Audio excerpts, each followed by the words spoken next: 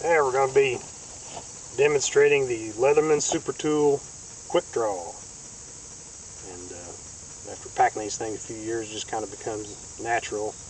And first thing, you kind of got to get relaxed. And I mean, it takes a pretty steady hand to do this. And nerves of steel. All right, here we go.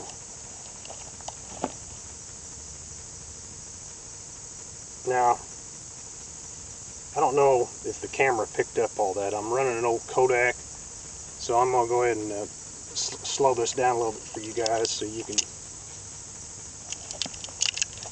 catch it all.